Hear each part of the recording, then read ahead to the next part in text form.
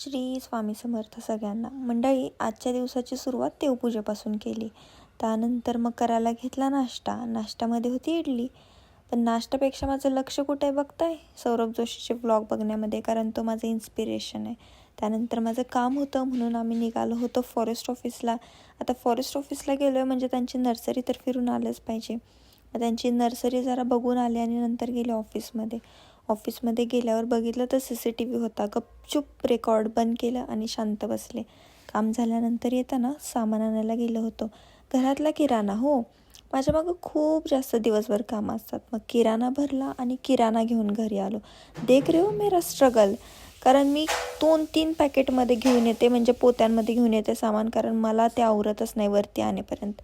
त्यानंतर अच्छे से ready okay मैं जा रही हूँ ट्यूशन. माझा क्लास असतो 6 वाजता आणि आज क्लासमध्ये होतं स्क्रिबल.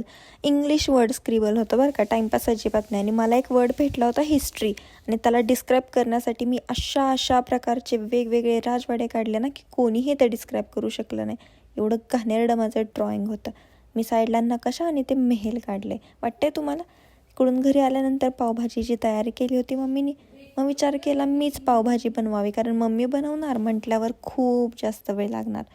सो बेसिक कांदा, टोमॅटो आणि पावभाजी मसाला, लाल तिखट, मीठ आणि लसूण मिरची एवढ्याच गोष्टी टाकल्या. आणि ज्या भाज्या होत्या मम्मीने बॉईल केलेल्या होत्या त्या मी मिक्सरला एकदम चॉप करून घेतल्या, फाईन चॉप, आणि मग त्या मसाल्यामध्ये मिक्स करून सोडून दिल्या. तसं तर मी काही बनवलेल्या गोष्टी कधीच चांगल्या होत नाहीत. त्याच्यानंतर मग मी त्याच्यात बटर टाकला आणि माझी पावभाजी रेडी होती. आणि मग मी खाल्ली. मला पहिल्यांदा मी बनवलेली कोणती तरी डिश आवडली होती आणि ती म्हणजे पावभाजी. तर आजसाठी एवढंच. भेटू नेक्स्ट व्लॉगमध्ये. तुम्हाला व्लॉग आवडला असेल तर चॅनलला सबस्क्राईब करा. Thank you so much for watching.